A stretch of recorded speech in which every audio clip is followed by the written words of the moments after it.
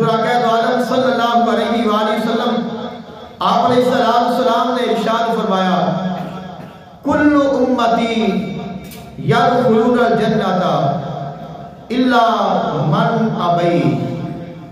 سانو مان ہے ایک چیز ہے، اسی کہنے ہیں کہ اسی حضور دی امت ہاں تو اسی جنت ضرور جاواں گے، چونکہ اسی حضور دے امتی ہاں تو اسی جنت ضرور جانا ہے. تو اب جیڑی جنت کی رکاوٹ حضور نے دسی ہے وہ سارے بعد میں رکاوٹ نہیں بن سکتی. تو اگر حضور تے ایمان لیانا جنت جان کی سند ہے تو جیڑا حضور نے فرمایا نا کیا رکاوٹ ہے وہ بھی نہ جان کی سند ہے.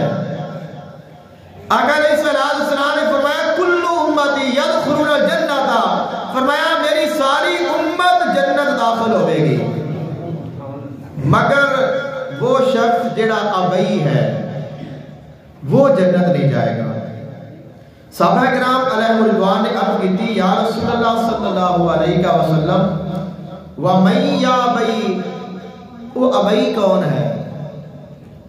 آقا علیہ السلام نے ارشاد فرمایا وَمَنْ أَطَاعَنِي دَخَلَ الْجَنَّةَ وَمَنْ عَصَانِي فَقَدْ أَبَى. جس بندے نے میری اطاعت کی تھی وہ جنت جائے گا اور جن نے میری اطاعت نہ کی تھی وہ ابئی ہے. اب وہ دے واسطے فرمایا کہ وہ جنت نہیں جائے گا. اسی ایک چیز نو ویکھنے آ کہ حضور دے امتیاں کلمہ پڑھ دیا ہے تو ہن ساری جنت پکی ہے، تو دوسری گل نہیں ویکھدے کہ اگر امتیاں تو پھر گل بھی تے ہوندی مننی چاہیے، اتباع تو ذات دی کرنی چاہیے. تو اگر اسی انہاں دی اطاعت کرا گے تو وہ مقام نہیں ملے گا. اگر انہاں دی مخالفت کریے تو پھر آکھیے کہ سانو صلہ او ملے جڑا فرما بردارہ دا ہے، تو پھر یہ بھی انصاف نہیں ہے.